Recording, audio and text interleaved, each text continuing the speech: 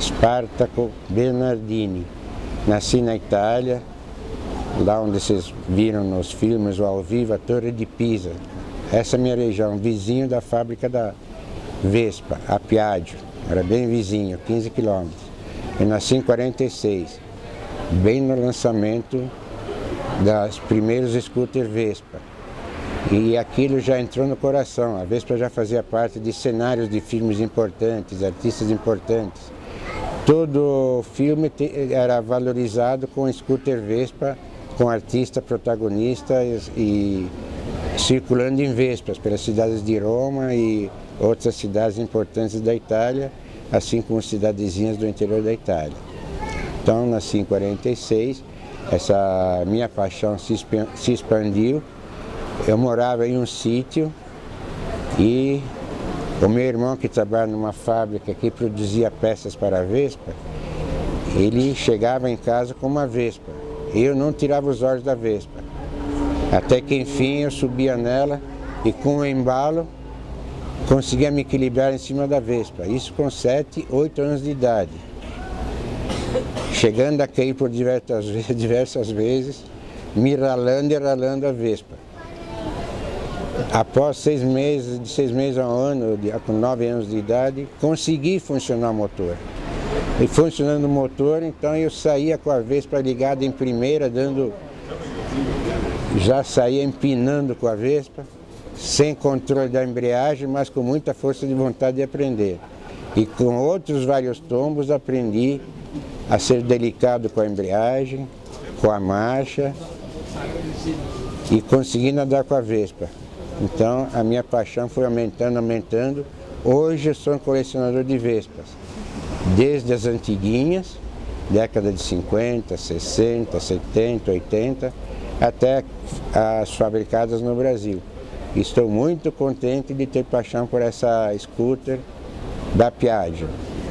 Cresci junto com a Vespa. A minha surpresa foi nos anos 80, quando a Piaggio decidiu se instalar no Brasil. E a sondagem começando em 80, eu fui contratado em 84 para a finalização dessa fábrica, principalmente a parte técnica e a distribuição da rede. Conseguimos, em 85, lançar a primeira Vespa no Brasil, PX200E.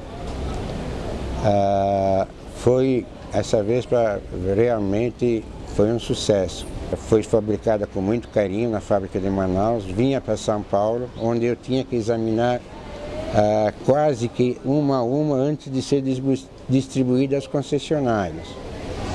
Foram feitos 150 concessionários no Brasil. Alguns jornais da época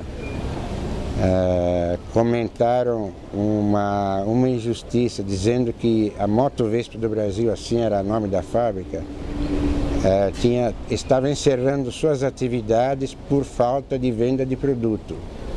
É mentira, porque esse produto esteve nos anos 86 e 87 em primeiro lugar de vendas, mas essas vendas foram atropeladas por concorrentes e leis brasileiras não conhecidas na Itália. Leis que permitiam uma mínima importação, quero dizer que como a Vespa foi desenvolvida aos poucos, chegaram primeiro os italianos para a montagem, nos anos 84, com promessa e lei de serem fabricadas 100% no Brasil.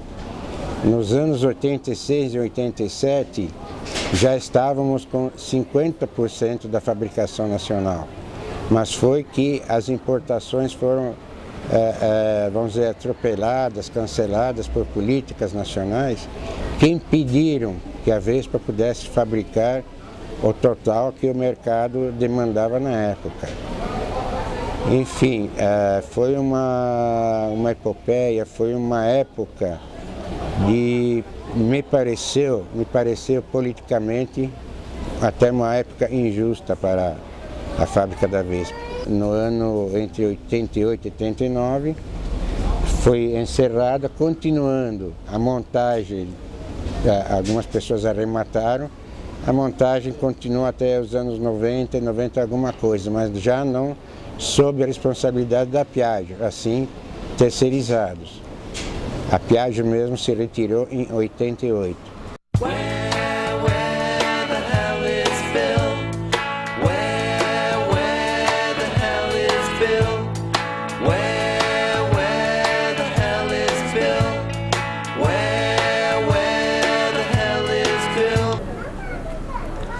Olá, meu nome é Ivan Bornes e essa é a minha Vespa, uma M4 1960, da qual eu tenho muito orgulho.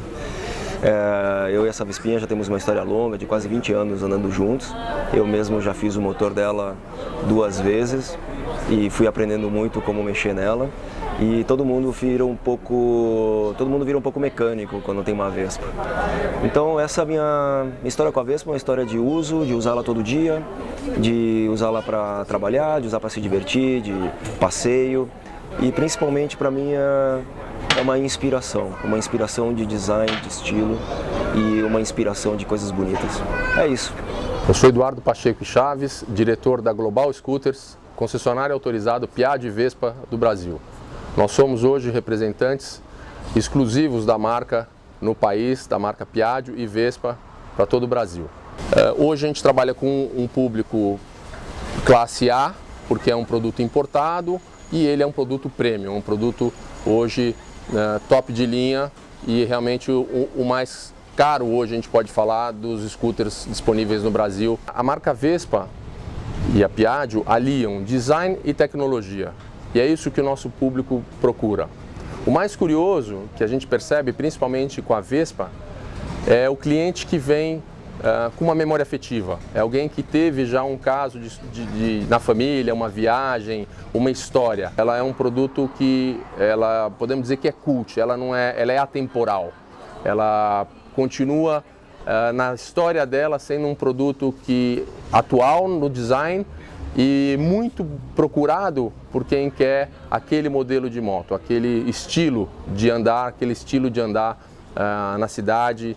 A gente fala hoje que é mobilidade com charme e requinte. É o que a gente fala para o cliente que procura essa scooter.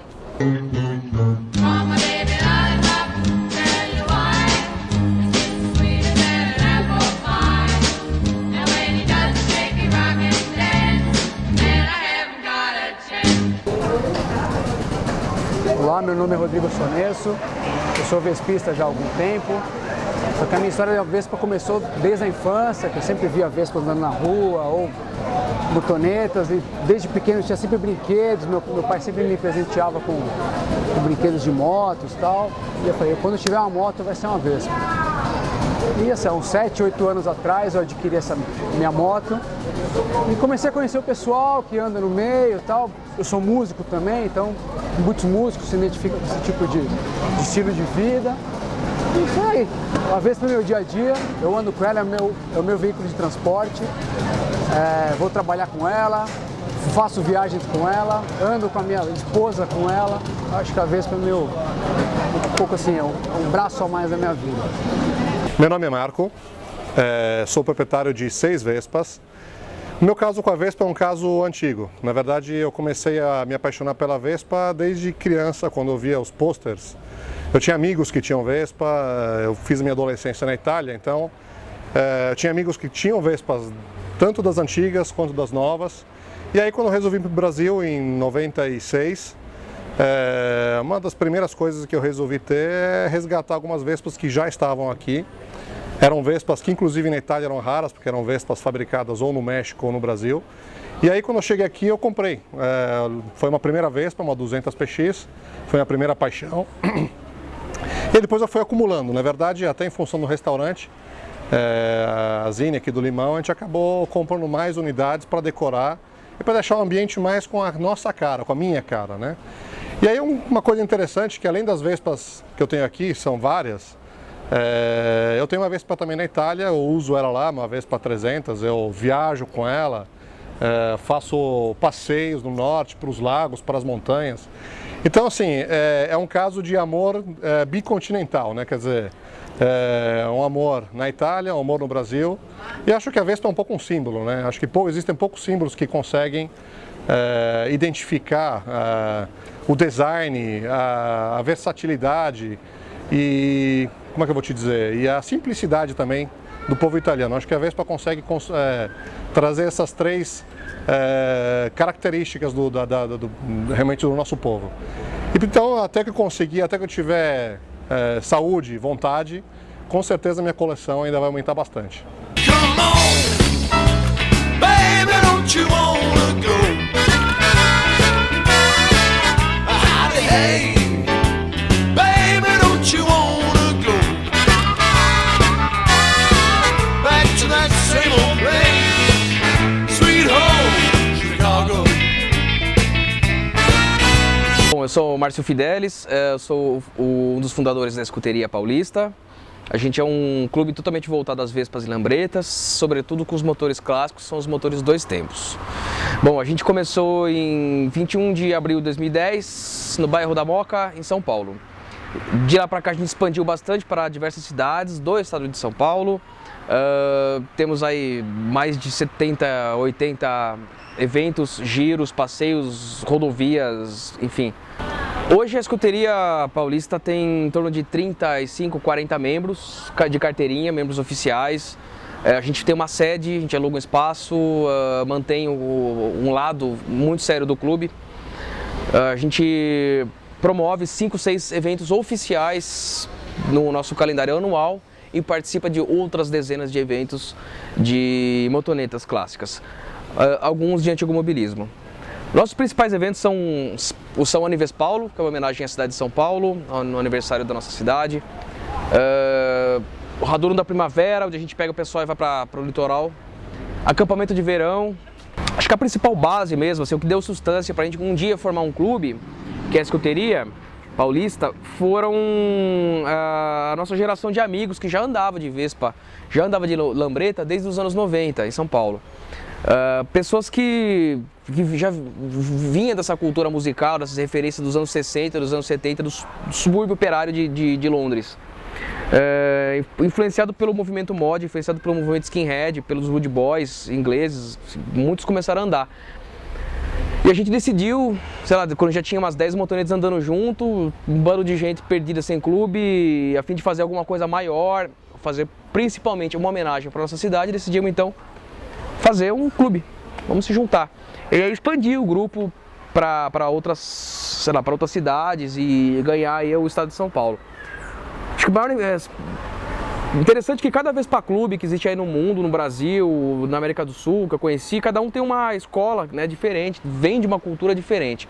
Uns do antigo mobilismo, outros vêm de uma cultura de preservação histórica da Vespa em si, outros vêm de uma cultura da paixão pela marca Vespa, ou outros de uma cultura italiana mesmo em si. E tudo isso é admirável, porque isso mostra o quanto que a Vespa, ela é do mundo, né? Ela é do mundo, cada um pega ela, enfim, por sua referência pessoal, vai lá e faz um clube. Enfim, como a Vespa, ela é um conceito fácil de todos, popular, né? No nosso caso, nossa escola maior, nossa principal motivação para fundar um clube, para fazer um movimento todo, vem mais do comportamento, vem mais da ideia de jovens em cima da Vespa e da Lambreta, ou vem de uma ideia de rebeldia mesmo, de contestação ao trânsito, à cidade, enfim, até ao capitalismo inútil que a gente está vivendo, carros de plástico, motos de plástico, produtos perecíveis, veículos perecíveis, e a gente tem um pouco disso mesmo, a gente anda de Vespa como uma forma mesmo de contestação mesmo do mundo pós-moderno. A Vespa é entendida como um ícone italiano, a Lambreta é entendida como o maior concorrente da Vespa. Isso explica muita coisa. A gente particularmente, eu pessoalmente, a gente como grupo, a gente não faz essa distinção assim, sabe, de preferir ou de rivalizar, criar um revanchismo entre as duas categorias. Até porque hoje, Vespa e Lambreta fala do passado, ela remete a uma outra ideia, ela remete a um conceito, um estilo de vida. Mas a gente sabe que no Brasil talvez nem tanto, mas lá fora, na Itália até hoje ainda é muito forte assim, essa rivalidade entre Vespas e Lambretas. Existem eventos só para Vespa, existem eventos só para Lambreta e é impossível você participar de um com a máquina do concorrente. Foi em 2007, aí eu comprei minha primeira, foi uma Vespa Super 150. Achei na internet, fui lá para Tatuí, paguei 2.200 e trouxe rodando, sem farol, sem velocímetro e até o capacete eu tinha esquecido de São Paulo, mas o cara me emprestou lá. Vim rodando com ela e, enfim, desde então nunca mais parei de andar de Vespa. Eu não tenho carro, eu não tenho moto, se eu tiver eu vou vender, vou comprar mais Vespa, mais Lambreta, vou comprar instrumentos musicais. Acho que Vespa é uma coisa que respondeu muito da minha vida, muita coisa existencialmente mesmo, sabe? Você é a sociedade, sabe? Você expressar um grito na multidão. Acho que a Vespa ela expressa um lado que é o ronco na multidão.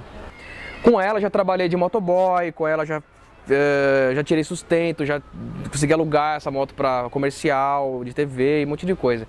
Enfim, eu tenho 3 Vespas e espero poder ainda realizar o sonho de ter uma GS 160.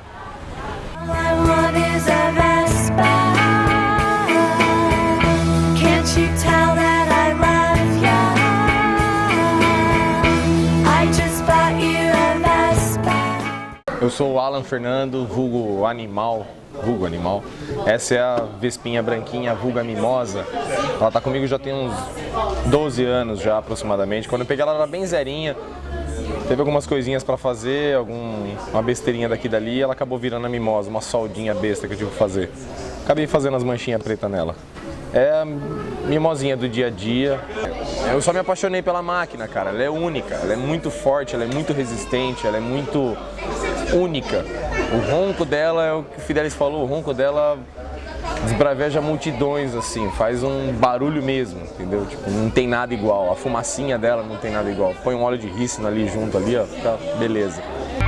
Across the ocean, another man, been stuck again. Rain and fire, across the ocean, another man, been stuck again. Oi, eu sou o China, sou proprietário da Scooter Boys, aqui em São Paulo.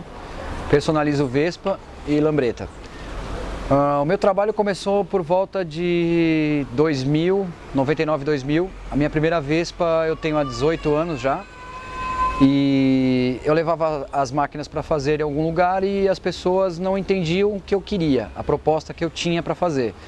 Resumindo, eu comprei o maquinário e comecei a fazer tudo sozinho. Esse é o lance da Vespa real, é lifestyle, é uma coisa que é um conjunto, ela une as pessoas, independente de classe social, racial, qualquer coisa. Poxa, já estou com 18 anos em Vespa, eu tenho 2 filhos, meu filho já tem 18, minha filha tem 15, minha filha com 3 meses ela andava de Vespa comigo. Então assim, é igual São Paulo a Vespa, ou você ama ou você odeia.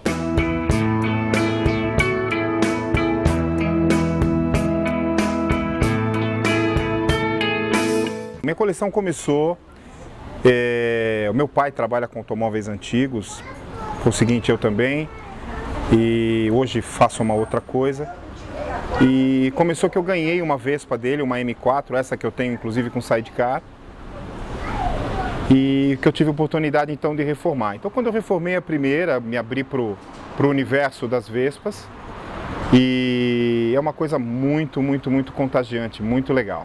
Aí você vai adquirindo amigos, histórias, e aí as pessoas vão te apresentando outros modelos, você se interessa, começa a ver a Vespa com outros olhos e aí vai aparecendo as coisas, aí vão aparecendo. E o que tem de mais legal na Vespa, na minha opinião, é o desenho. Eu sou fã de desenho e o desenho da Vespa é único.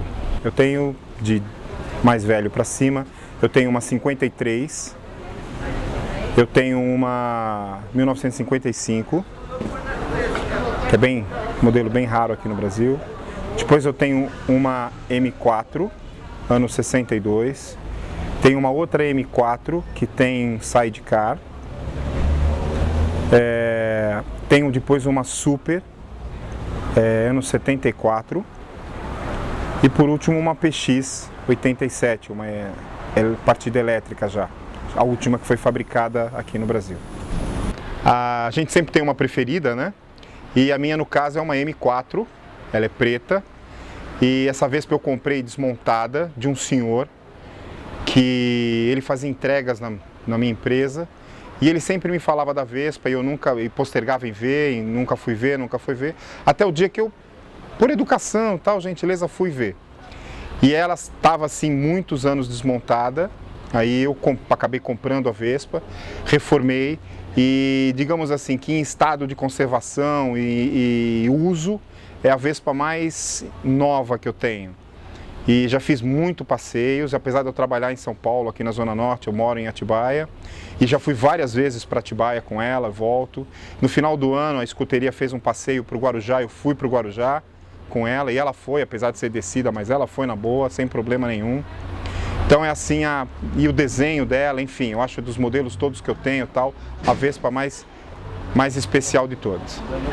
Je me la joue Easy Rider, version française sur mon scooter, saucisson, bière et jambon beurre. Nos anos 60 o pessoal escutava muito soul, né? Que era música negra, ska, que era música negra também, e o reggae, que é uma coisa tipo que é vertente já disso. Então assim, a cultura dos caras nessa época é isso. Acho que no caso do Brasil específico, o som da motoneta mesmo, ele começa a surgir nos anos 80.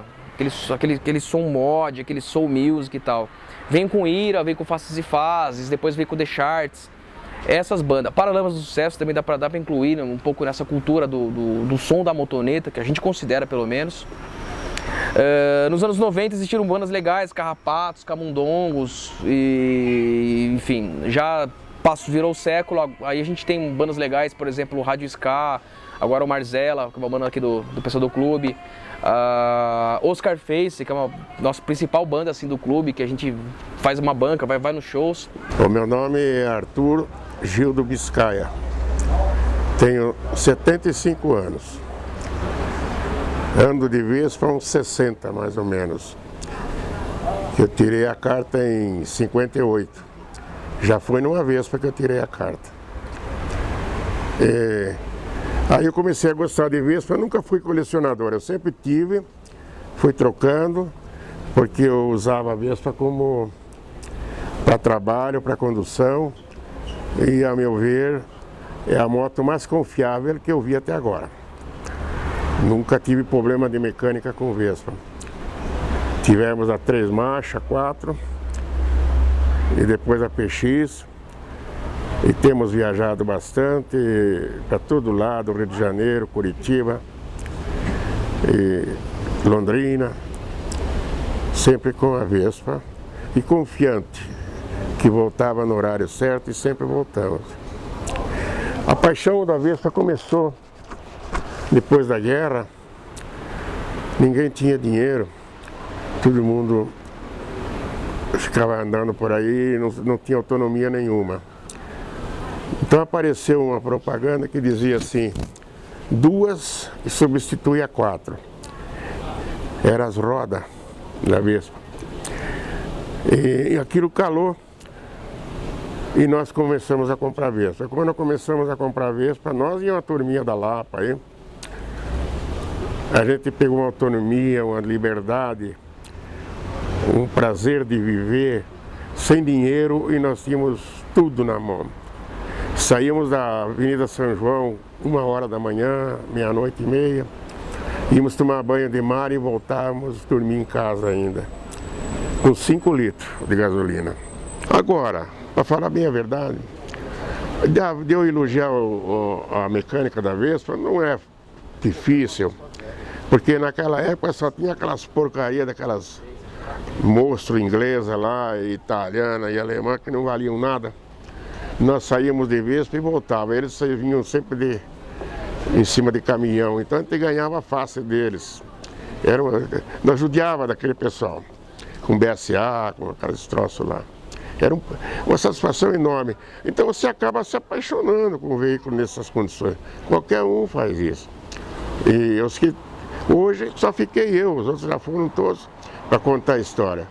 Sempre fomos massacrados pelo pessoal que vendia a Vespa, nunca nos ajudaram em nada, nunca favoreceram em nada. A Vespa venceu ela, não é nós não. A vitória é da Vespa.